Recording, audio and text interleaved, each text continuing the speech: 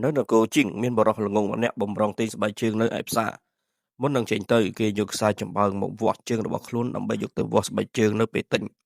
តែពេលចេញពីផ្ទះគេក៏ភ្លេចយកខ្សែនោះទៅជាមុន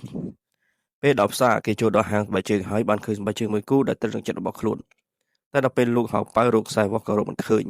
គេក៏ប្រាប់ទៅអ្នកលក់ស្បែកជើងវិញថាខ្ញុំភ្លេចយកខ្សែវាស់មកខ្ញុំទៅយកខ្សែវាស់មកវាស់សិនគេត្រឡប់មកផ្ទះដើម្បីវាស់ស្បែកជើងតម្រាំបកមកដល់ផ្សារដងទៀតក៏ធ្លាក់ដល់ពេលយប់ល្មមអ្នកផ្សាររើអវ៉ាន់អស់គេមិនអាចទិញស្បែកជើងបានដែរមានមនុស្សម្នាក់ដឹងរឿងនេះបានជួយដាស់តឿនគេថាអ្នកឯងទិញស្បែកជើងពាក់ខ្លួនឯងហេតុអីក៏មិនយកជើងខ្លួនឯងវាស់តែម្ដងទៅវាល្មមឬមិនល្មមនោះចាំបាច់ទៅយកខ្សែមកវាស់ធ្វើអី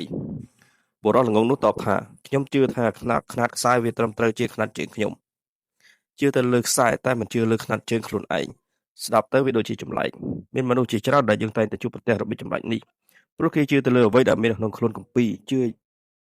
យ៉ាងងាប់ក្រឡាមិនព្រមបាត់បែនហើយមើលមិនឃើញពីការប្រែប្រួលក្នុងសភាវៈពិតបិទភ្នែកបិទច្រមុះមិនព្រមទទួលស្គាល់ការពិតមនុស្សប្រភេទនេះក៏មិនខុសពីបរិសុទ្ធទិញស្បែកជើងនេះដែរ